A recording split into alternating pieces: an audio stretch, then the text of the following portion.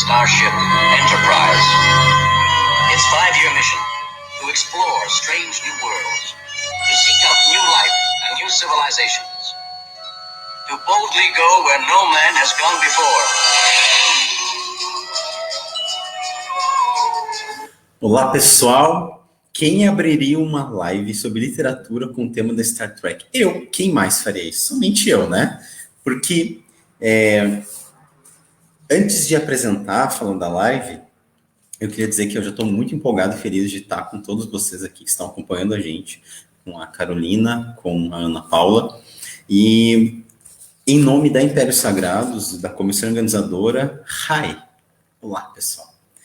Bom, eu sou o Christian, CEO da Impérios Sagrados e também o curador da primeira Bienal Literária Geek LGBTI+, que vai acontecer aqui em Curitiba, junto com o governo do estado, com a prefeitura e também com o apoio do Mundo Museu Oscar Niemeyer.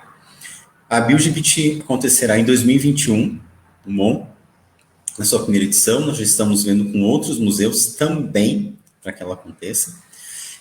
Teremos o pré-evento online da Bienal agora em outubro. Mais notícias aí, vocês vão estar a par nas próximas lives. E a BioGBT, a primeira Bienal Literária Geek LGBTI+, é a primeira do país. São 3 temas: a literatura, o mundo geek e a comunidade LGBT. Portanto, não é um tema só, gente. São 3 temas em um grande evento. Vai acontecer em setembro deste ano. Tá?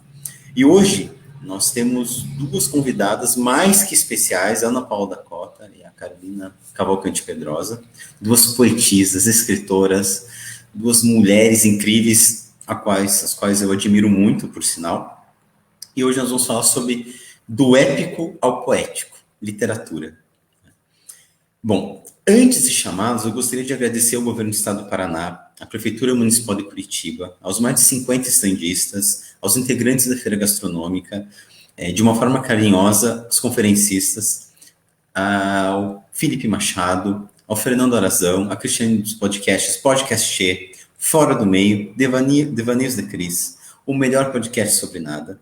Também uma menção especial à Light of Legends, a primeira startup de LoL, League of Legends, de esportes do país, que vai realizar o Campeonato das Eras da Bienal. Por fim, também um abraço especial à comissão organizadora da Bienal, a Lohane, a Carmelice, a Jéssica, o João, o Gabriel, da Criação Artística, a Monique, a Sabrina, Camila, o Doca, a Tatiane, das Artes Cênicas, o Matheus Carriel, que está vindo aí com a peça chamada Milênios de Solidão, livro que saiu agora pela Cotter Editorial, de um tal de Christian Abreu de Quevedo. Quero entrevistar esse moço um dia. Imagina que coisa, assim, bem, né? Christian, o que você acha sobre o seu livro? Eu não sei o que eu acho, mas eu gostei de escrever. Olha só que legal, né? Seria bem, bem bacana, assim. No Campeonato de Esportes, o Didio Leão, o Matheus Limites. No Executivo da Bienal, o Diego Fareso, o Emerson Pereira. E o coordenador geral da Bienal, que é o Rafael Cinei Caldas. Eu sou o curador da Bienal. Bom, antes de chamá-las e para chamar com susto, eu tinha programado e elas receberam uma coisa chamada briefing, né? Não tem briefing nenhum, não quero saber de briefing nenhum, vou fazer o que eu quiser na live de hoje, não sou obrigado, e vou chamar já a Carolina Pedrosa. Olá, Carol! Oi, já tô indo aqui. Olá, Ana Paula! Ai, olá, boa noite. Boa noite, tudo bem, Ana Paula? Tudo bem, Carol? Tudo ótimo, estou muito feliz de estar aqui com vocês. Bem, e você, Ana Paula, como é que está? Eu acho que ela está sem... Não estou escutando. Tá sem som. Ué, ela tá sem som. Ué? Algo aconteceu. Ela está sem som. Ué, gente, o que será que aconteceu? Oi. Oi, tá escutando? Você tá escutando? Alô? Alô, Carol. Eu não tô conseguindo te ouvir, Christian. Agora voltou. Voltou. Pois então, estamos esperando a Ana Paula dar um ok, mas vamos lá. Vou mandar para ela inbox aqui, ela não está escutando, né? Vou mandar no chat privado aqui. Pois então, enquanto a gente resolve aqui com a Ana Paula, Carol, vai se apresentando para o pessoal, né? Vai dando um oi para esse povo todo. Boa noite, então, pessoal. Meu nome é Carolina, eu sou escritora, eu escrevo basicamente poesias, falo de cinema, um pouquinho de literatura, adoro ler, adoro cinema, e eu tenho um livro publicado que se chama Cartas ao Cinéfilo, Crônicas de Cinema, que faço uma análise meio poética reflexiva dos filmes. E eu tô com outro livro para sair agora, que é um livro estritamente poesia, reflexões, prosa poética, enfim. Eu, hoje em dia não vivo sem escrever mais, sem estar ali com papel ou bloco de notas na mão. Pois é, eu tive a oportunidade de conhecer o teu trabalho e conheço você pessoalmente, né? E estou muito feliz de você estar aqui. Você está escutando agora, Ana Paula? Agora sim, eu entrei, saí, voltei, agora tá ok. Boa noite, gente, tudo bem? Boa noite. Boa noite, Ana Paula. Se apresenta um pouquinho para o pessoal. Tá, primeiramente, né, boa noite a todos que estão aí nos acompanhando, nos assistindo. É uma honra muito grande estar aqui conversando aqui no Império Sagrados com o Christian, fazendo essa ponte entre Belo Horizonte e Curitiba. Curitiba é minha cidade do coração, eu morei aí durante alguns anos, e para mim é uma honra estar aqui participando, para poder falar de literatura, de poesia, de gêneros literários, né? Eu sou formada em letras, né? E agora eu estou fazendo um mestrado em estudos de linguagens pelo Cefet-MG, e sou apaixonada, assim, por poesia, por literatura, escrevo, e estou aqui para conversar sobre o que você... Eu vi você rasgando o roteiro, me deu até um frio na barriga, eu falei assim, meu Deus do céu. Foi. Vamos lá. Eu falei, Bom, ai. agora então. Então, assim, ó, toda resposta que vier daqui até o final da live, ela é uma resposta, sempre vai ser uma resposta comprometedora, né? Para começar, eu gostaria de perguntar se vocês concordam comigo que, independente da expressão da literatura, né, mesmo seja do épico, contar por meio, começando, falamos de Homero antes, né, começando lá em Homero, né, que está contando a Ilíada, por exemplo, né, depois passa pelos romances épicos, a própria poesia, né, se a gente pode dizer que a literatura, em geral, ela é contar histórias, seja histórias de si ou histórias dos outros. O que vocês acham sobre isso? Gostaria de ouvi-las. Eu concordo. Eu acho que sempre a literatura é uma forma de contar história e as histórias são as formas que existem de nos conectar, de nos aproximar, de nos mostrar que nós estamos passando por alguma coisa que o outro também está passando. Então, eu acho que é a melhor. Tanto que, né, o estudo dos mitos, os estudos arquétipos, sempre vem ali ao apoio da literatura, das histórias. E mesmo que seja um romance de 1000 páginas ou uma poesia, você sempre vai estar contando uma história, você vai estar descrevendo uma cena, você vai estar contando alguma coisa. E quanto mais próximo de você, digamos assim, quanto mais próximo do que você quer passar para o mundo, mais verdadeiro, eu acho que mais relacionado fica o que você está escrevendo. Uhum, uhum. Eu acho que a poesia, ela nasce até antes mesmo, né, da literatura, né, da letra, do papel, né, porque as pessoas contavam histórias, né, e rimando para passar de geração em geração. Isso daí é ao longo da história, né, os indígenas, enfim, os povos orientais na Ásia, na África, porque é uma tradição oral. A gente não pode esquecer também dessas oralidades, né, Uhum. que vem antes da escrita. Então, essas histórias, elas vêm de uma forma cantada, rimada, né? E aí a gente tem também desde os trovadores, né? Em Portugal, na Idade Média, porque né? A gente tem esses resquícios no Nordeste, né? Porque o canto, né, é uma forma de gravar e de perpetuar essas histórias. E aí depois vem realmente a parte da escrita. Então nós vamos passar para o papel, né, essas histórias. E aí vem a literatura como a gente conhece, né, nesse suporte de papel, né? E veio Gutenberg, né, para a gente poder ter as impressões e imprimir a tipografia, até chegar hoje onde a gente está no digital. Então, é um percurso lindo, né? Uma coisa assim, realmente história, vem da história, né? Contando histórias e marcando os períodos históricos, eu acho. Eu vejo que eu estou perguntando isso porque nós vamos falar e provar para o público agora que nós sabemos contar histórias. Eu fui desafiado no ano passado numa apresentação com o Ebanks aqui junto com a Aldeia Coworking. Eu estava no público e me chamaram para contar uma história. Como? Eles passaram algumas imagens e eu tinha que contar uma história a partir daquelas imagens, certo? Então, como vai funcionar hoje?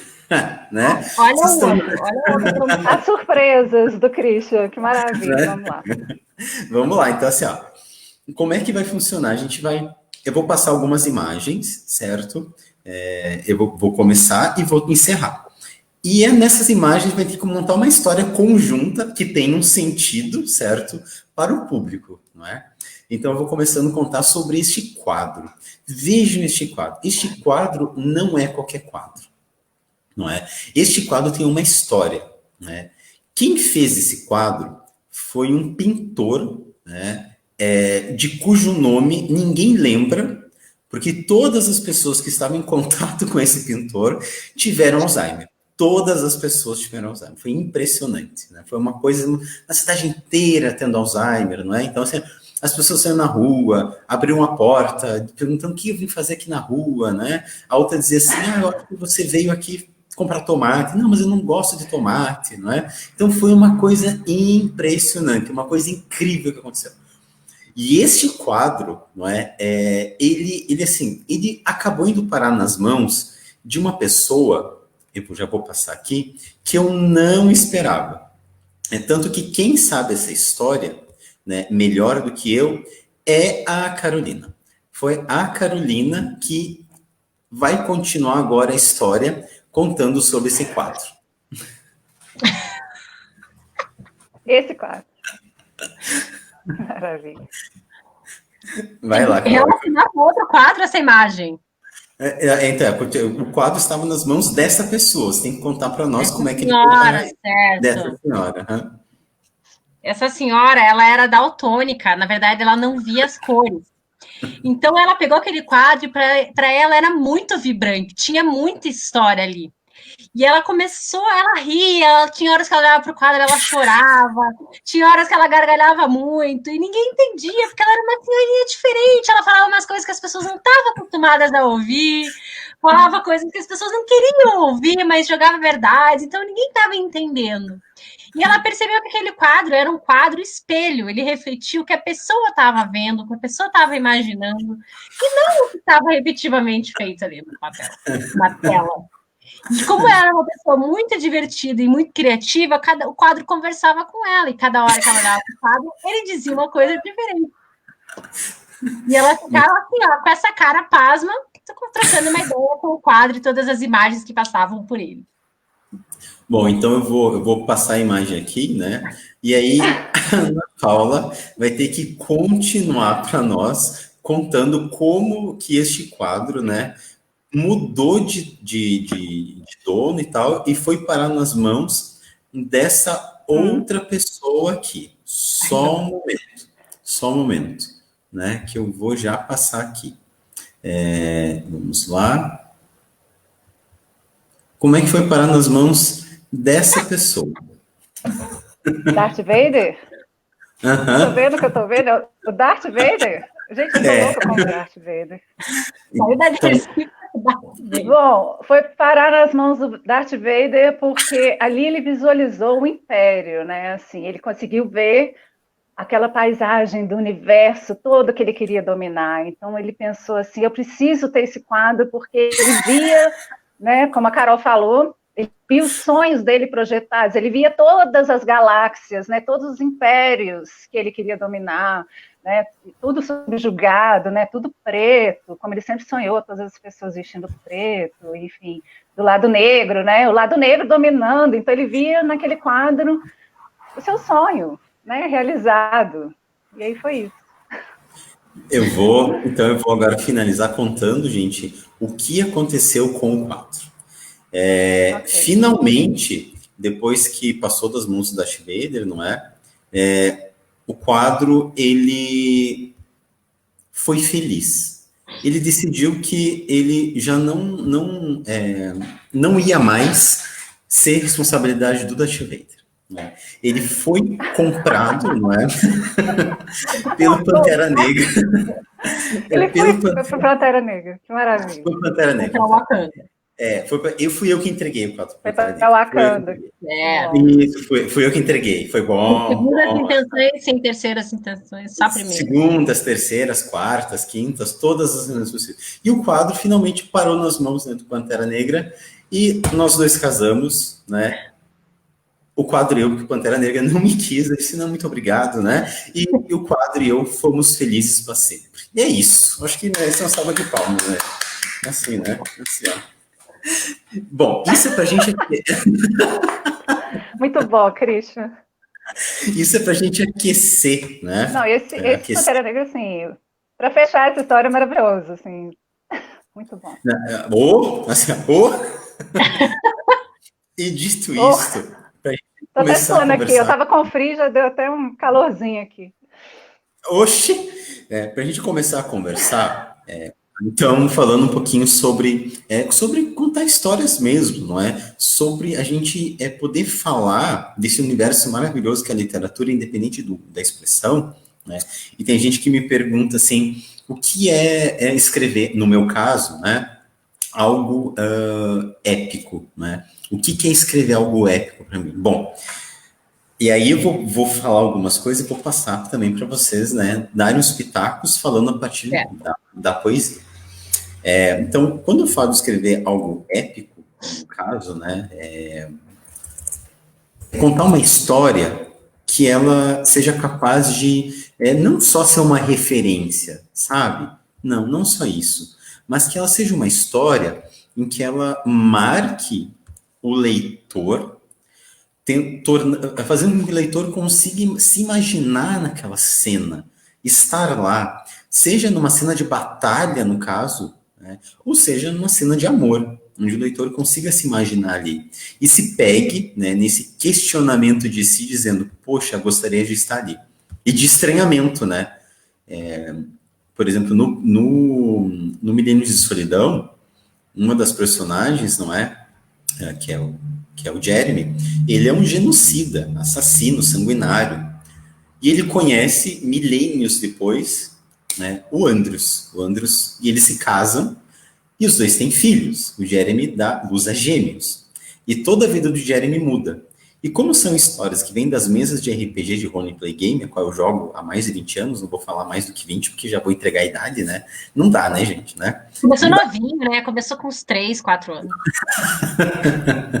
Uns 3, 4 aninhos, assim. Eles têm uma família. E assim, eu não consigo mais jogar com o Jeremy, porque o Jeremy hoje é uma mãe, apesar de ser um homem, mas ele deu à luz, então os filhos chamam de mãe, né? Ele pariu, literalmente, né? É a mãe. Então eu não consigo mais jogar com o Jeremy. Mas mesmo essa história, que não é uma batalha, às vezes as pessoas acham que escrever literatura épica, falar só de batalhas, ela é épica, porque ela se passa em uma ficção, em um mundo medieval, no caso é um outro universo, medieval renascentista, e ela faz uma marca. Então, eu escrever literatura épica é deixar uma marca, um legado. E eu pergunto para vocês, o que é para vocês escrever? E já vou complementar com a pergunta aqui, tem um pessoal com a Vitor Torres, manda um salve pro meu primo Meliodas. Meliodas é um nome grego, eu acho, né? Ou espartano, talvez. Olá, Meliodas. Né? É para Tatiana Miller, que é da Bienal também, ela está perguntando para vocês, qual a maior inspiração para quando vocês escrevem? Tati, eu vou até responder antes, elas têm um quadro meu, de roupa, porque não seria, né? Parado assim, onde eu tô parado, em posição assim, e elas me olham e ficam dizendo, meu Deus, olha só que horror, eu vou escrever sobre isso, né? Eu vou passar a palavra, então, para a Carol e para Ana Paula. Tá, você não fez nenhuma pergunta, mas vamos lá. Negócio do... Assim, já misturando com a pergunta da Tati, eu acho que para mim escrever é uma coisa necessária, assim, eu preciso escrever. Então, antes eu pensar no que aquilo vai virar, o que vai... Eu não tenho um planejamento prévio. Eu começo a escrever, eu escrevo todo dia, praticamente. E a inspiração é tudo, assim. Às vezes eu tô vendo um filme, faço uma anotação de uma frase. Tem poemas no meu livro novo que vieram de um filme, veio de uma frase, de uma palavra. Às vezes eu escuto uma palavra e eu quero trabalhar essa palavra em cima. Ou é uma coisa que eu tô passando, uma coisa que eu vi.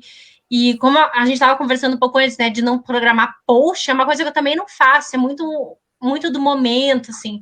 E, claro, para sair um livro como esse, por exemplo, como foi, eu teve um pequeno planejamento, uma organização, mas eu acho que todo o escritor, né, tem duas fases, né? Que a primeira é quem escreve porque precisa escrever, e essa que você querer que, quando você parte para publicar alguma coisa, é porque você quer deixar a sua marca no mundo, você quer criar uma coisa que seja épica, mesmo que seja dentro de proporções pequenas, digamos assim, que não seja um grande livro de 1 milhão de páginas e uma trilogia, mas que esteja ali tudo que é você, tudo que a tua visão de mundo, contada através de uma história épica, de uma poesia, de um drama. Eu li um livro da Mariana Henriques de contos, As Coisas que Perdemos no Fogo, não sei se vocês conhecem. Eu não conhecia o livro quando eu fui ler. E é um livro que faz um terror, uma coisa muito louca. E daí você vai estudar um pouco a vida dela.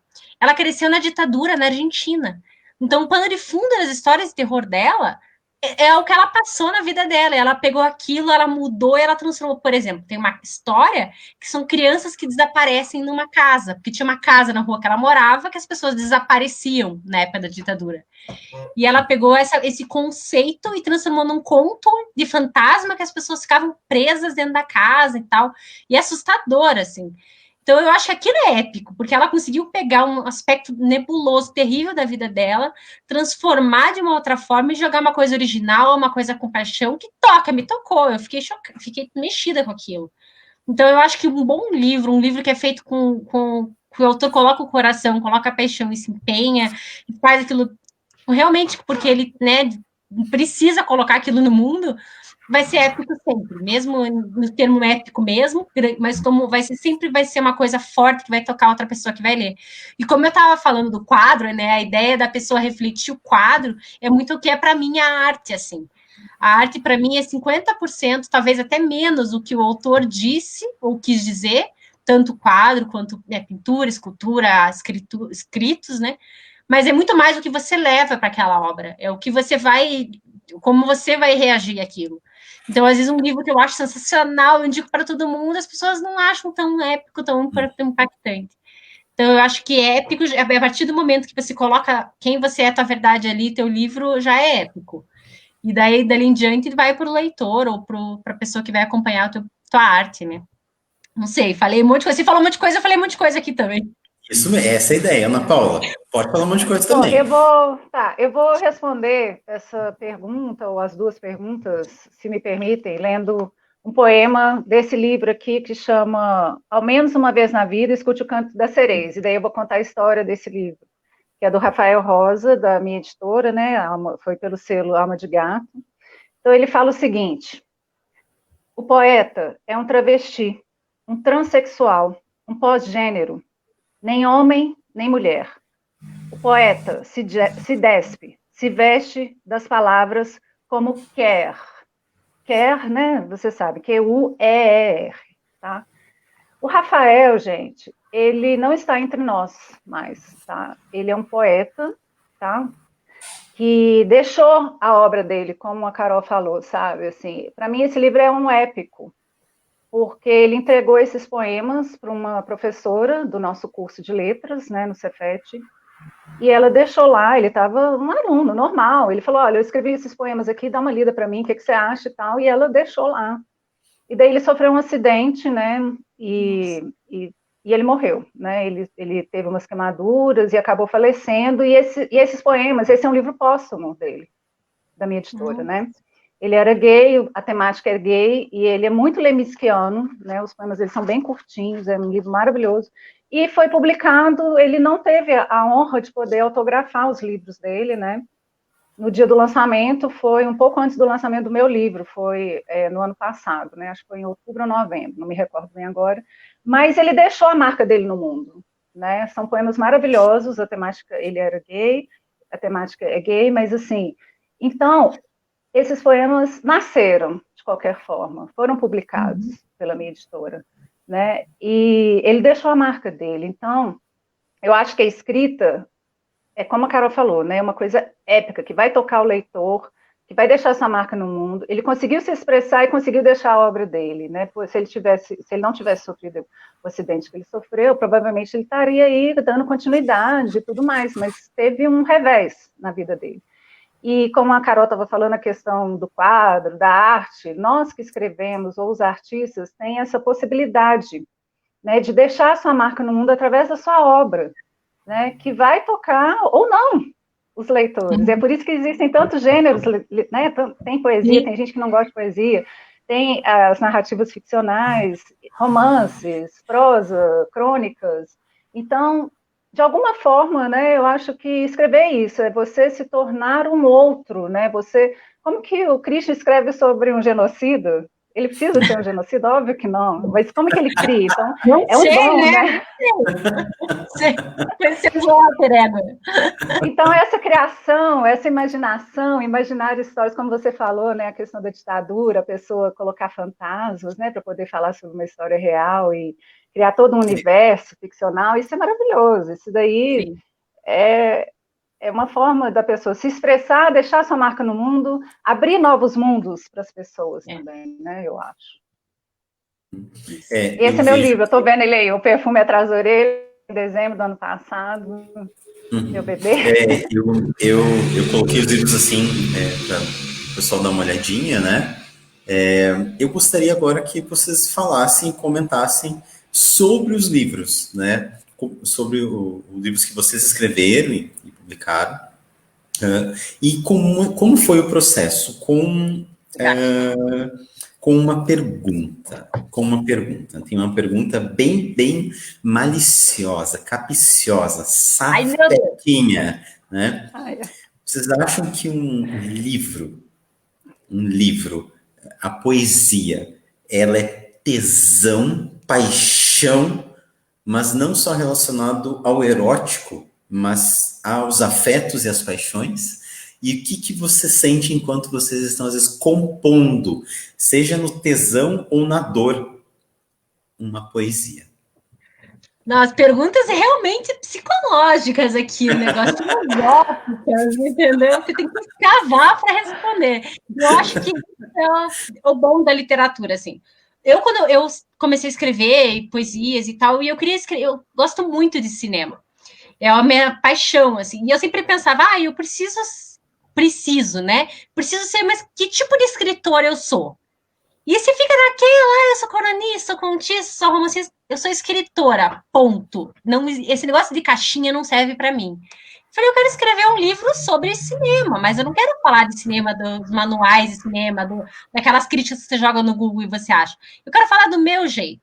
Eu quero fazer reflexão, eu quero pegar, eu não quero jogar spoiler para quem não viu o filme poder entender do que eu tô falando. Então foi um processo assim, eu vejo muito filme, então praticamente são 90 filmes, são 90 crônicas, esse aqui é meu livro, Cartas aos Cinéfilos, Crônicas de Cinema. E são crônicas assim, tipo, uma página, daí muda o filme. Nossa, abri bem na Pagador de Promessa que tava falando dele esses dias. E eu peguei os meus filmes favoritos, são 90, então são 90 filmes. Eu peguei os meus favoritos, separei, e fui fazendo mais ou menos uma curadoria com base no tema, porque eu não queria que ficasse uma coisa repetitiva também. Então foi um processo muito instigante, porque eu queria escolher um filme, pegar um tema. Então, por exemplo, eu queria que tivesse Poderoso Chefão no meu livro, mas eu queria usar algum aspecto que a pessoa pudesse aplicar na vida dela. Como é que eu vou falar do Poderoso Chefão? Tipo, aprenda a lidar com os seus inimigos, se uma coisa não fosse óbvia.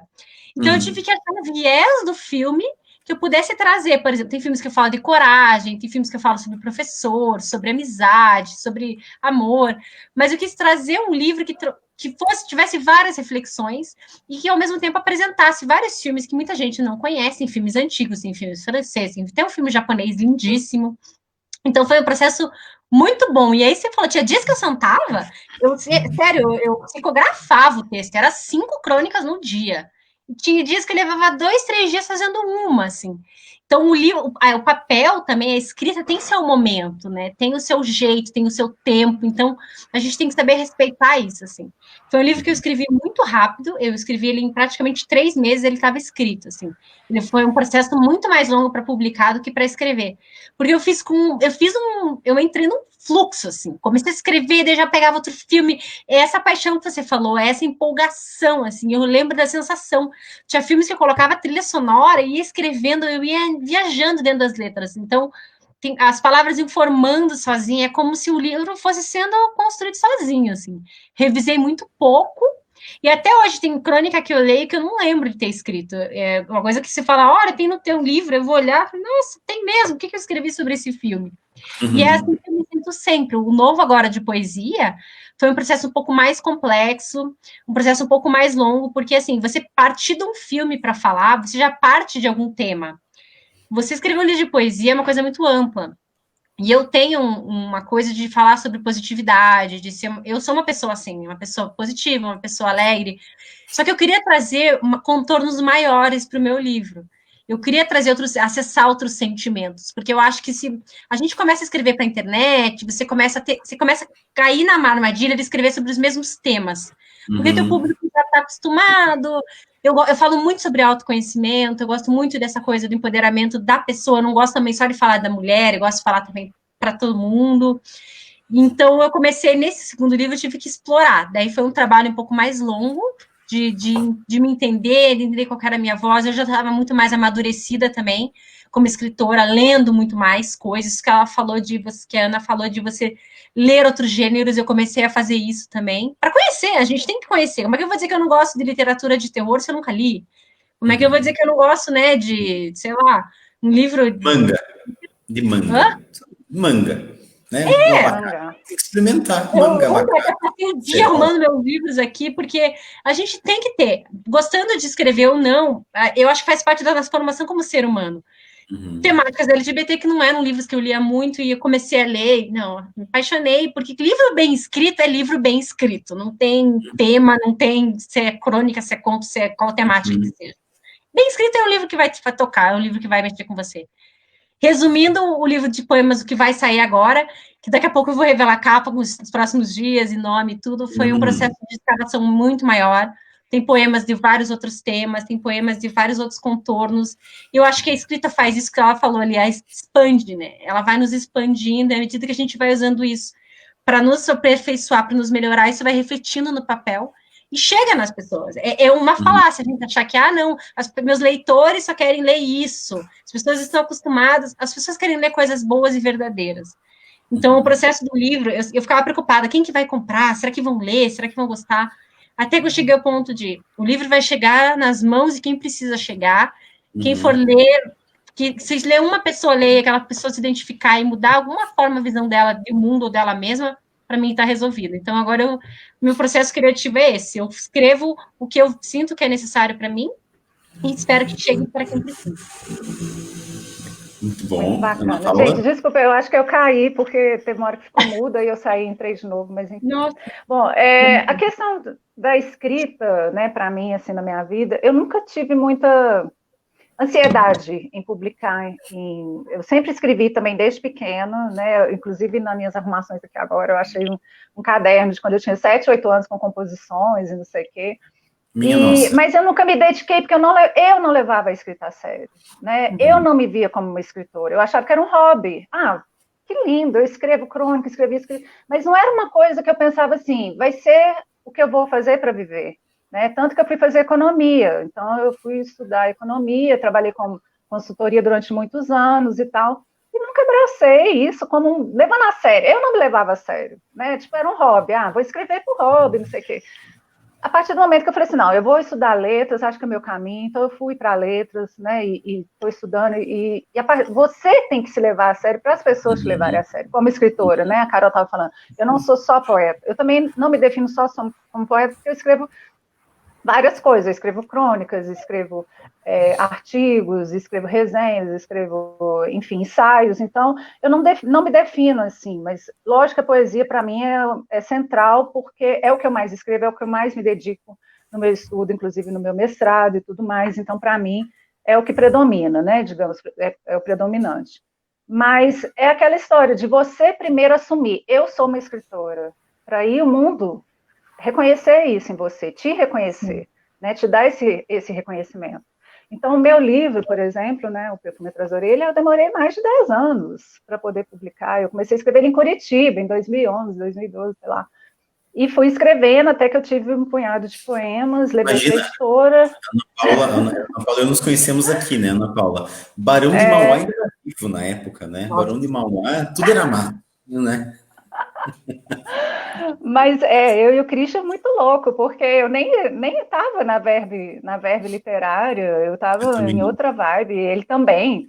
E a gente foi vizinho e incrivelmente, assim, foi uma coisa incrível a gente ter mantido contato ao longo de mais de 10 anos e agora se encontrar nesse meio literário, né? Para mim é uma alegria muito grande, né?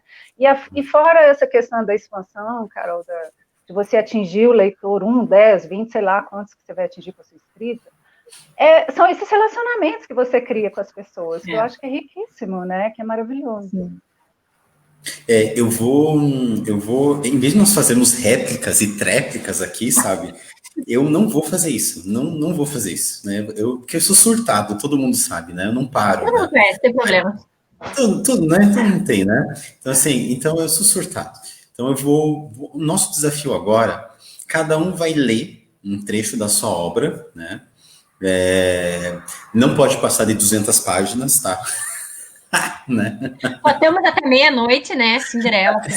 Cinderela não pode. Cada um vai ler um trecho da sua obra e a gente vai ler e depois a gente vai comentar uns dos outros, certo? Tá, ótimo. Ok? Nós vamos tentar passar para o nosso leitor / visualizador, eu não sei como vai chamar.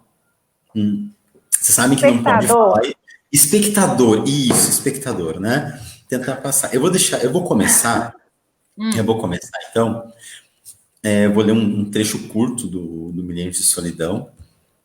Mas aqui, depois de fazer 12 revisões esse ano para poder lançar o livro, né, pela Cotter, né? Eu não estou reclamando, gente. Imagina só, mas 12 revisões, né? Esse trecho aqui é onde o Jeremy e o Andrews estão conversando. Né? E o Jeremy, imagina só, o Jeremy tem mais de 3 mil anos de vida. O Andrews aqui tem 20 e poucos, né? Só que o Jeremy se mantém com magia, ele é filho de um deus, né? Ele foi rejeitado pelo seu pai, por Aruth. Olha só no Dia dos Pais, olha só, né? Aqui, né? Veio a calhar, né? E ele nunca assumiu o trono, né? E ele ajuda o Império como pode, da maneira dele, mas se mantém distante de lá. E aqui ele tá, até o casamento, né? Ele nunca tinha pensado em todas as atrocidades que ele fez. Né? E o Jeremy não faz uma coisa, ele não consegue pensar, ele não pensa, não tem pensamento ético assim de remorso, algo assim, né? E o Andrews está ouvindo ele, então eu vou proceder com a leitura. Eles estão aqui, eles estão numa sala, é uma sala, um ambiente grande, bem, muito amplo, onde eles estão conversando. Aí o Jeremy está falando aqui. De fato, sempre fui humilde e simpático. Jeremy profere essas palavras em tom de verdade e seriedade. Andrews olha para ele e pensa, ele acredita mesmo nisso. Eu diria também modesto, mas continuando. Quando fui entregue às autoridades, em um dia de imenso calor naquelas malditas terras quentes, cujas areias quase pegam fogo. Naquele momento eu sabia que a vida seria difícil. Até então pensava que tinha o abrigo ou mesmo o carinho de minha mãe e do crápula que eu acreditava ser meu pai. Sim, até mesmo... eu acreditava possuir o carinho dele. No entanto, eu o matei e não me arrependo de forma alguma. Ao contrário, sinto orgulho. Andrews contém as lágrimas, pois em todos os 17 anos que estiveram juntos, essa é a primeira vez que Jeremy passa a contar sua história. Não sei se eu teria feito o mesmo devido à coragem. Isso tudo está me incomodando, não por remorso ou qualquer outro tipo inútil de sentimento, mas simplesmente pelo fato de que não quero ter nenhum segredo contigo. E se eu vier a morrer, afinal, Jeremy fica muito sério e a voz adquire um tom assassino, já tenho mais de 3 mil anos e 300, e tu tens que saber o que fazer com tudo que eu adquiri. Este assunto de novo, Andrew se irrita, entretanto, não deixa de abraçá-lo. Se algo acontecer com você, eu vou te seguir até a casa da morte, aos planos da luz e onde quer que a sua alma vá, Jeremy. É por isso que a cada dia eu te amo mais e fico satisfeito em saber que a felicidade alcançou meu coração. Jeremy beija peito de Andros e eu acaricia suas partes íntimas, que respondem rapidamente, enrijecendo-se. Em seguida, ele retira a mão e volta ao assunto. Quando minha mãe me protegeu pela milésima vez e me presenteou com alguns dos itens que eu guardo até hoje, eu olhei e pensei, com todo o amargor que não senti em toda a minha vida até agora. Só existe uma maneira de me livrar dessas acusações. A tradição em Arut afirma que o acusador, quando morto, só poderá falar se voltar à vida. Pois bem, eu fui entregue às autoridades e colocado em uma cela com criminosos comuns. Naquele tempo, em Arut, tudo era muito simples e rústico. Imagine, estamos falando aqui de mais de 3 mil anos atrás. As pirâmides estavam ainda em sua fase final de construção, ou seja, todo o dinheiro estava destinado a elas. Existiam somente 3 pequenas cidades, sendo a capital uma delas e o território até hoje pertencente a Augusta Naga, denominado Covil de Naga. Naquela noite, esperei todos dormirem. Para minha sorte, nenhum dos homens tinha gosto por outros homens. Eu teria matado novamente na cela se fosse preciso. Eu me defenderia. E chamei um dos guardas fingindo estar passando mal. Um deles tirou-me da cela e me levou para o alojamento maior. E foi ali, Andros, com apenas 8 anos, que eu comecei a fazer o que eu sempre fiz, matar para me defender.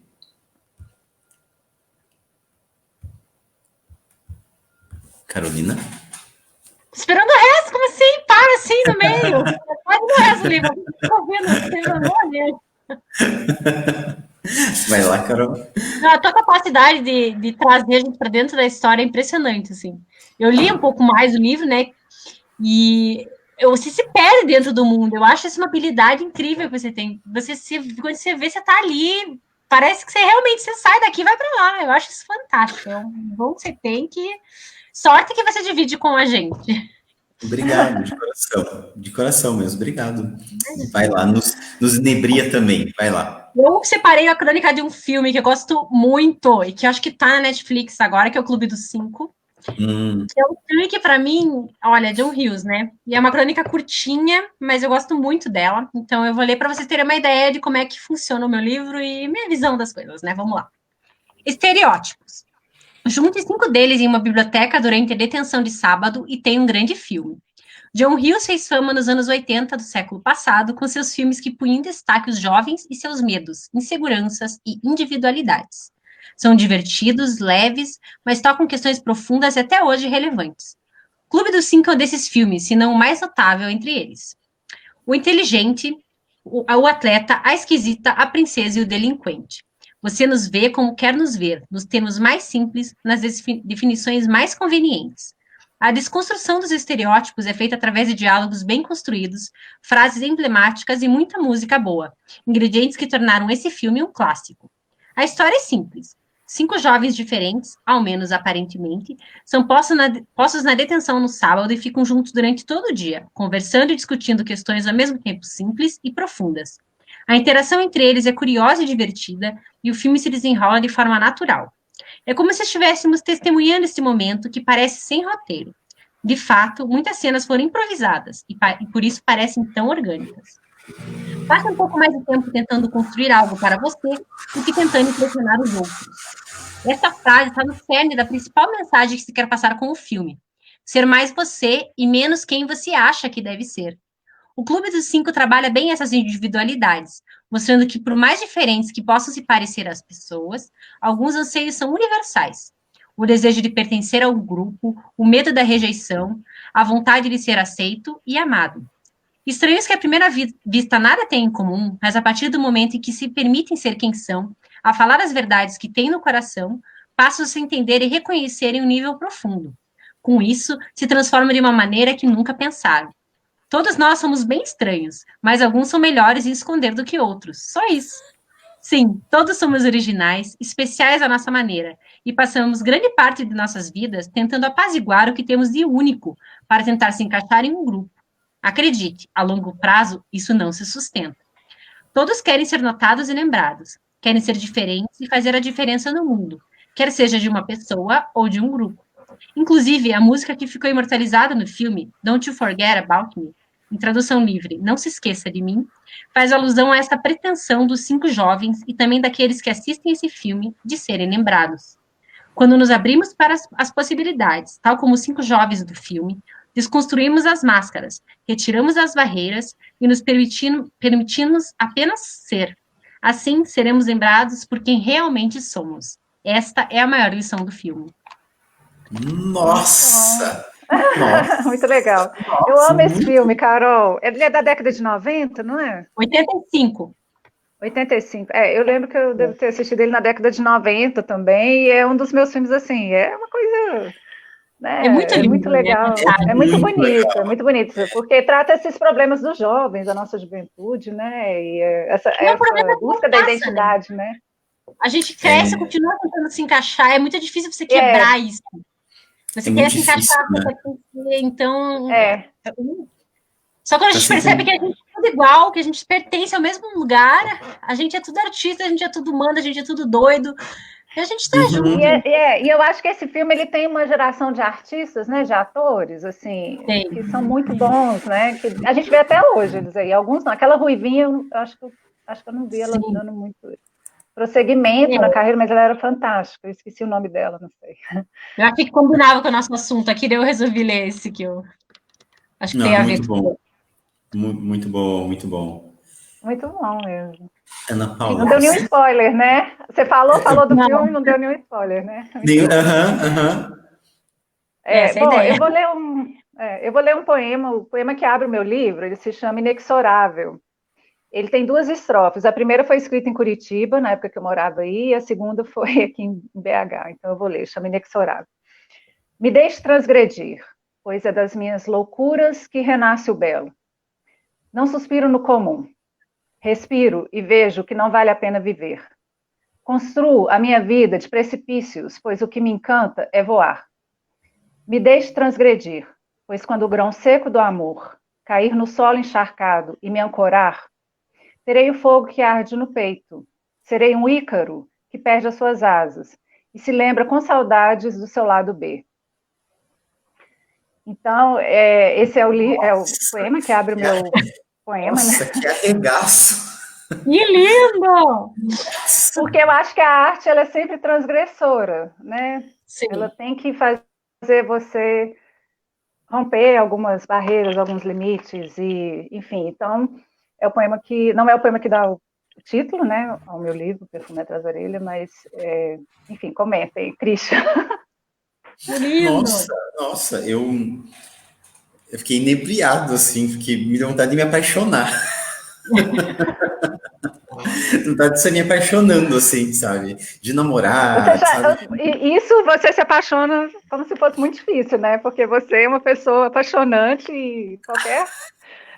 Obrigado, de coração. Mas, assim, dá vontade, assim, enfim, esse diálogo todo, né? A gente navegou, então, né, de romance para crônica, para poesia, e eu acho que é isso que a gente está falando, dessa paixão da literatura, de se apaixonar, né, de ter algo diferente, e diferente no que de cultura mesmo, e isso tem a ver também com a Bienal, é claro, né, de cultura, de impactar, de fazer a diferença, o que nós queremos deixar para o mundo como legado, não é?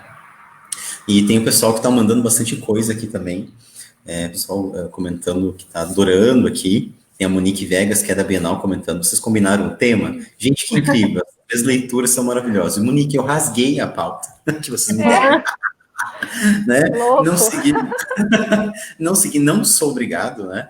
Benefício de ser CEO e curador, né? Eu faço o que eu quero, ninguém me manda, né? E ser o Christian, né?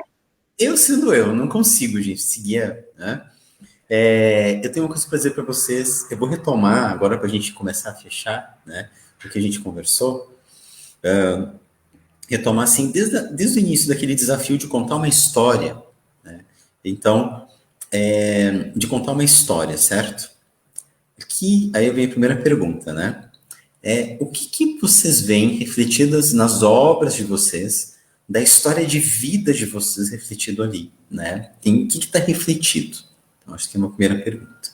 A segunda a gente conversou sobre a questão da literatura, independente da maneira que ela se traduz, seja no gênero de poesia, de romance, de crônica, enfim, da literatura também cantada, né, enfim, o que vocês gostariam de dizer para quem está assistindo a gente, não é?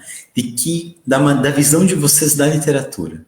Qual é a visão, assim, de dizer, olha, eu escrevo porque eu entendo a literatura assim, né? Dessa maneira. Sabendo que, obviamente, cada um vai ter uma resposta, né? Acho que a única coisa que eu posso também dizer e perguntar agora para vocês, né? Se vocês fossem no último momento de vida, tá lá, fechando o zoinho, né? Assim, claro, com a cara eu acho que não. Acho que assim não, né? Ou assim, né? Não sei, né? Eu tenho certeza que se eu morresse assim, o meu jeito de morrer seria assim, ó, né? Mas enfim, né? Mas ok, esse sou eu, né? A Carolina é uma pessoa mais séria, mais postulada, ela certamente estaria, não sei, inclusive com uma máscara, assim, né? Assim, assim, né? Para não passar coisa para ninguém, né? Enfim, né? A Ana Paula estaria mais sorrindo, mais assim, talvez. Mas nos últimos momentos, assim, né? Assim, né? Seduzindo. No último momento, se vocês tivessem que falar sobre literatura, o que vocês falariam? Qual trecho, qual livro, não é? Ou aquilo que não foi escrito ainda, que digo, poxa, seria isso que eu pensaria nesse último momento. Isso para a gente finalizar a live. É com vocês. Aff, Maria, é tanta pergunta que eu até me perdi aqui. Ótimo. Segue o baile, só segue o baile. Deixa vir. Não, eu acho que nesse aspecto eu sou muito clarice, assim. Eu acho que, como ela falou, né? Se não escrever é oxigênio, assim, é necessário. Então, eu acho que se ninguém me lesse, eu continuo escrevendo. Eu comecei escrevendo sem ninguém me ler, escrevia para mim, guardava. Então, eu acho que isso é uma coisa necessária. E é uma coisa linda, eu acho que as pessoas têm que descobrir a literatura. E é aquilo que a gente está falando, você não precisa começar por Homero, você não precisa começar lendo uma coisa, hoje em dia tem tanto livro, tem tanta coisa boa por aí, tem tudo booktuber, instagramer, gente falando de literatura, procura alguém que gosta, segue uma dica e expande, porque a literatura cria empatia, a literatura te ajuda a ver o lugar do outro, às vezes a gente tem dificuldade para se colocar no lugar do outro, a literatura é essa ponte entre quem a gente é e o que o outro é. Então, eu acho que tem muito isso, assim, essa paixão nas palavras, isso vai contagiando, assim. Começar a ler é um caminho sem volta. A gente parece que vai puxando um fiozinho de Ariadne, né? Isso vai entrando, vai entrando, vai entrando, vai entrando, vai entrando. E é apaixonante, porque você mistura a tua paixão com a paixão do autor. Você falou do que a gente faz a nossa história de vida. Eu acho que tudo, assim. Porque se você não está colocando quem você é no livro, você está colocando a tua visão de mundo. E isso muda ao longo do tempo. Então, cada livro é um você diferente, cada poema é um você diferente. A Ana, que levou 10 anos fazendo, deve ter poemas e momentos da vida que você reconhece, você lembra o que você passou quando você escreveu aquele poema. Então, a gente vai amadurecendo, a gente vai mudando e aqueles nossos pedacinhos vão ficando. Por isso que eu acho que no fim a frase da Cecília Meirelles para mim por desfolhar-me que não tem fim, para mim é o que eu sempre penso da literatura, assim. A gente vai se desfolhando, a arte é você deixando pedaços de você por aí, para quem estiver ali atento, tiver a Dercy Gonçalves que estiver olhando o quadro ali, entendeu? Vai saber identificar aquilo e aquilo vai melhorar para ela. Então, você vai deixando um pouco mais de empatia, você vai deixando um pouco mais de amor e vai deixando originalidade e verdade no mundo, que é o que a gente precisa. A gente precisa de pessoas que sejam de verdade para a gente poder criar reais conexões. Eu acho que a literatura é o melhor ponto para isso. Só complementando um pouco o que a Carol falou, concordo, acho lindo essa fala. Eu acho que a literatura, ela requer essa coragem de se expor, de se colocar no mundo, né? De se expor, porque você está se expondo, você está expondo a sua arte, daí você pode receber críticas positivas, críticas negativas, enfim. E quando você tem a sua verdade, quando você realmente se coloca e sabe que está fazendo uma coisa boa, né? Então você tem uma blindagem, né? E você se blinda com a sua verdade e segue em frente. Então, acho que a literatura ela é muito importante, gente, assim, ainda mais nos dias de hoje, que a gente tem muita informação, né, que todo mundo tem muita informação, mas precisa ler para se formar como ser humano mesmo, para poder desenvolver o pensamento, para poder desenvolver a criticidade, ser pessoas críticas, sabe? E se desenvolver. Então, é muito importante ler, né? Não é só ficar pulando né, tendo essa leitura dinâmica, mas que não apreende, né? Então, assim, formar leitores, cuidar do mercado dos livros, igual agora eles estão querendo voltar com taxação sobre impostos de livros, a gente tem que colocar nossa voz contra isso, para não encarecer, para não diminuir o acesso da população, né, em relação ao nosso mercado, né, aos livros, né. E eu acho que é isso, para mim, acho que se eu estivesse dando o último suspiro de vida, igual o Christian falou, eu falaria assim para as pessoas, sabe, façam aquilo que vocês amam, eu amo escrever, eu amo publicar livros, façam aquilo que vocês amam. Sim. E é isso. Eu acho que, para a gente encerrar, bom, sabe que aqui não tem nada usual. Agora, vocês vão fazer cada uma pergunta para a minha pessoa, para o público ficar sem o que vem, né? Porque não foi uma entrevista, isso foi um debate, eu gostaria de saber de vocês, né? Perguntem. A pessoa pega a gente assim de surpresa. O que é literatura para você, Christian? O que é literatura para você? Pronto, faço a minha pergunta da Carol. O que você... Aliás, não, eu tenho uma outra pergunta. A Carol perguntou, o que é literatura para você? Eu falo, para você, qual é a sua visão da literatura agora, assim, né, a gente vivendo nesse mundo de internet, de vários suportes, como que você vê o futuro da literatura? Uhum. Bom, a literatura para mim é uma palavra só. Paixão. Não consigo definir literatura com uma grande frase, não é paixão. É você poder transmitir ao leitor o que te apaixona na escrita. Porque sem uma paixão, dificilmente você vai escrever, sem realmente ter um patos, não é? Sofrer algo. Então, você vai escrever, você vai ser impulsionado. Né? Agora, essa paixão em termos cibernéticos, né, do futuro da literatura, eu vejo que tem espaço para todo mundo. Hoje, eu comecei a minha carreira literária na Amazon. Né? Então, por questões de necessidade não só empresa enquanto impérios sagrados, mas para ser reconhecido, né, enquanto alguém que escreve, você tem que ter um livro lançado por uma editora. Ainda esse detalhe, digamos assim, usar uma palavra não ofensiva a ninguém, não é? Que é um detalhe que eu acho muito complicado, muitas vezes bacana, porque eu acho que tem que ter um refinamento, claro, mas triste porque tem pessoas que não conseguem, não têm poder aquisitivo para serem lançadas e não conseguem nem chegar a uma editora, não é? Se você mora na periferia, na borda da cidade, isso não vai acontecer. Você não vai chegar a uma editora, né? E muitos autores têm que investir num livro para poder ser lançado.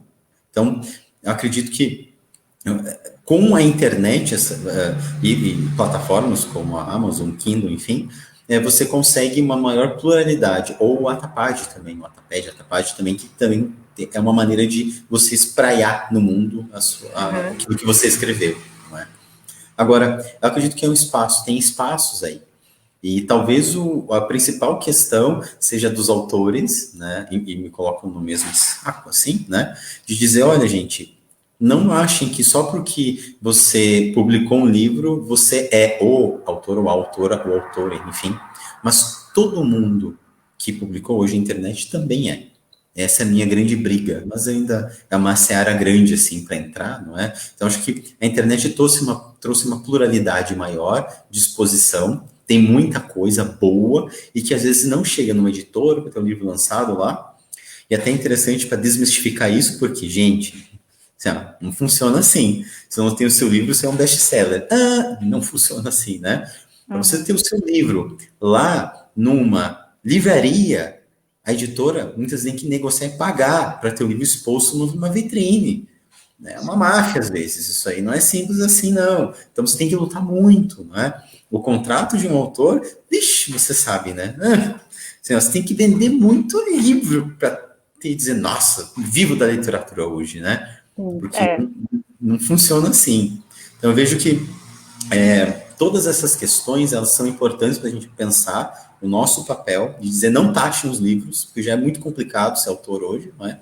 E também porque o acesso da população à cultura e à educação ainda hoje é mínimo, e a gente precisa fazer o nosso papel para além da escrita.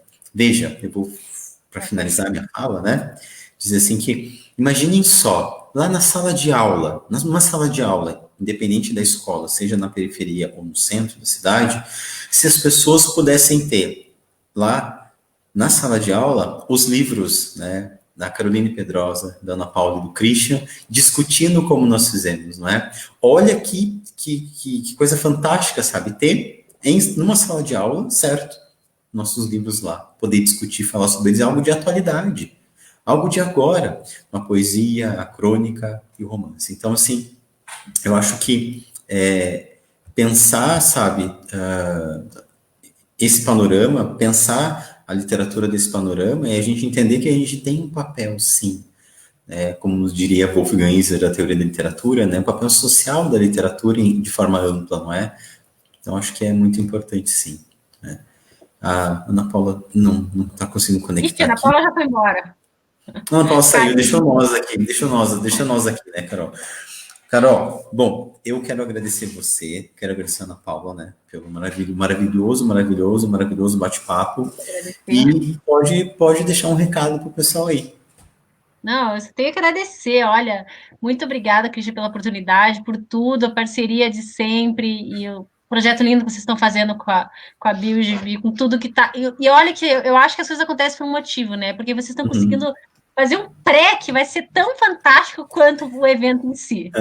Então, eu acho que está atingindo muito mais gente, porque esse período é um período que a gente precisa dessas conexões, então eu fico muito feliz de alguma forma poder participar e trazer um pouquinho de conversa, literatura e poesia, que a gente precisa de arte, a gente precisa de conexão, mesmo à distância, a gente precisa de empatia, porque o mundo já está muito duro para a gente, né, para a gente deixar desse jeito. Então, vamos lá, vamos resistir, vamos atrás e trazer coisa boa para... E eu só tenho a agradecer você por ter estar sempre fazendo isso, sempre no meio disso tudo, e por esse papo delicioso que a gente teve. Agradecer você e a Ana por essa conversa ótima. Obrigado mesmo, de verdade, Carol, pelo aceite, pelo diálogo, assim, para quem não sabe, assim, a Carol, nos conhecemos também pessoalmente, uma pessoa maravilhosa de sair para tomar café, para conversar, para tomar suco também, né? Assim, é dialogar, é conversar, é colocar as ideias no mundo, né? É trocar, fazer bate-papo, mesmo distantes em questão física, mas é poder estar um pouquinho mais juntos, mesmo que online. A Ana não está conseguindo voltar, tenho certeza que ela diria assim, para todo mundo, é isso aí. Não sei se ela não diria isso, né? Acho que ela seria, mas assim, obrigado, pessoal. Isso é esse. Eu diria isso, então eu vou dar o adeus para vocês pela Ana Paula aqui. Pessoal, muito obrigado, meu nome é Ana Paula, né? Obrigado, pessoal, né? Obrigado, ela falaria algo assim, né? Adquiram as nossas obras, é importante ajudar, adquiram as nossas obras, né? Uma coisa que eu sempre falo gente, você que nos conhece, você que é próximo, não pede os nossos livros, compra eles, valoriza o nosso trabalho, né? Valoriza o trabalho que a gente tem. Porque quando me pede livro, não importa quem é, mesmo pessoas próximas, você diz, não, vai comprar, vai valorizar o meu trabalho, você não valoriza o trabalho de um advogado, né? Tem que pagar, bebê. Você não valoriza o trabalho de um pedreiro? Tem que pagar. Valoriza o trabalho da arte também. Pague, consuma, faça circular, fale para as pessoas, não é? É isso. Isso aí. Obrigado, pessoal. Obrigado a todo mundo. Um beijo, uma boa noite. Boa noite. Boa noite. Vou encerrar.